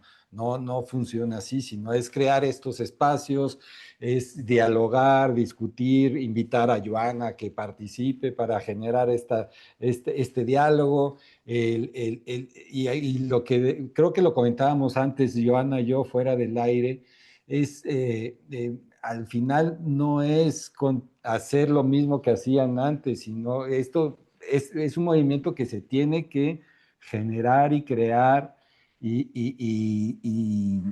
tendrá sus vertientes distintas, ¿no? Digamos, la parte que creo que el eje comunicador que nos tiene que llevar es el que tengamos que decir algo, el que tengamos que mostrar nuestras tradiciones, nuestra cultura sin caer en nuestra problemática, sin caer en el folclorismo, ¿no? Digamos, tal cual. Nada más quería así como decir, bueno, este es un espacio, al final ustedes son representantes de sus entidades, de sus comunidades, de sus municipios. Y la idea es que esto, al final, no dejarán mentirme algunos de los que trabajaron ya el año pasado, los han buscado en la misma comunidad para hacer otros talleres, otras intervenciones artísticas ya fuera de la convocatoria. Entonces, esto se tendrá que ir, o sea, se tiene que ir construyendo y aquí estamos haciendo esta comunidad y a la larga ustedes tendrán que hacer sus comunidades y de eso se trata el humanismo mexicano, ¿no? Algo que decía Ivana, que se había quitado la filosofía de la escuela, ahora en el artículo 3 constitucional, sé que está en un artículo constitucional, pero es algo, si lo revisan ahí, habla de que la educación tiene que tener filosofía, que se tiene que incluir la filosofía en la educación, o sea, está ya en un marco constitucional. Antes no existía este artículo tan amplio como es ahora. Léanlo, véanlo, escúchenlo, analícenlo y verán que el humanismo lo que se trata es esto, ¿no? O sea, la nueva escuela, la educación humanista tiene que ver con todo esto que hemos dialogado. Amos Espinosa, adelante, y ahorita ya dejamos a Joana y a Sandra que vayan cerrando la intervención porque allá está esperándonos Yadira con su plática, pero todavía hay tiempo para para dar un encuadre y cerrar. Vamos. Sí, bueno, planeo que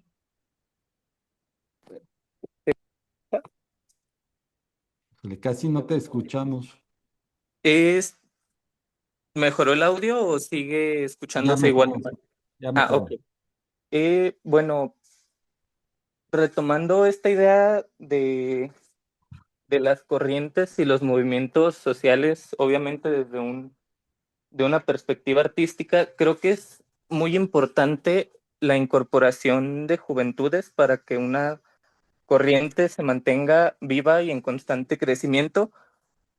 Aquí la pregunta que me gustaría plantear y el tema que me gustaría comentar es, me queda claro que por ejemplo, es un espacio eh, para manifestar este movimiento artístico-cultural, pero respectivo a artistas jóvenes, artistas que intentan emerger, creo que es muy complicado en su caso acceder a este tipo de espacios, tanto por la diversificación disciplinaria. Por ejemplo, esta es una plática sobre muralismo, entonces muchas personas, aunque el tema les podría competir por centrarse más en el lado social cultural, no se muestran interesadas o no les llega este tipo de información, y por distintos factores como eh, el pesimismo que se tiene ante la figura de un artista como profesionista, es complicado para componentes jóvenes integrarse a este tipo de espacios o incluso generarlos, también por esta imagen de individualismo de tú como artista tienes que emerger de forma independiente y comercializar tu arte para poder vivir de él, y se pierde como que esta imagen de comunidad artística, de corriente, de crecimiento colectivo, conjunto, y se pierde este enfoque social y cultural que por lo regular los artistas tendrían que tener por naturaleza. ¿Cómo te llamas? Perdón. Amos. Vamos. Déjame decirte que hay una cosa más allá de todo eso que se llama la convicción y los principios de cada persona. Yo te juro que si hay lugares en los que no he participado ha sido por convicción, porque lo que me piden crear no es lo que yo creo o en lo que yo pienso. Entiendo las cuestiones del artista, pero la verdad es que las comunidades de artistas tampoco han hecho algo por mejorar su situación laboral dentro de México. Y si no partimos de ese principio, entonces no es posible. En segundo, la visión individual o colectiva, eso es algo muy personal de cada quien. Yo particularmente sí te digo eso. O sea, tan sencillo como te lo voy a decir así. No prostituyo mi arte, no prostituyo mi creatividad, y todo aquello que hago tiene convicción, pasión y razón con lo que hago. Entonces, eso ya depende también de los principios de cada quien, ¿no? No se puede hablar nada más de las oportunidades, porque tampoco el artista ha buscado generarse una condición laboral diferente. Eso hay que tenerlo bien presente, ¿no? Y miren, lo que decían respecto al mural, algo que les quiero comentar. Es complejo, sí, que las personas perciban lo que es muralismo, sin embargo hay experiencias bien geniales. Un ejemplo, tengo amigos que me decían, que me enseñaban algún arte decorativo o algún arte urbano, un graffiti, y decían el mural, Juanita, el mural, órale. Cuando les expliqué y vieron murales y los llevé a conocer murales y alguna vez fueron a alguna presentación de los míos, hoy me mandan las fotos de esos murales que se encuentran. Me dice, esto no es muralismo, Juana, esto es una payasada, ¿no? Porque al final se va logrando entender a través de ir haciendo cadenita, de ir mostrando lo que se hace, de ir conversando con las cosas que se hacen. Otra experiencia que tuve muy valiosa fue en el mural de Allende. Se me ocurrió proyectar un videomapping, entonces le dimos vida al mural durante una noche y puede tomar vida el mural en las noches cuando se quiere.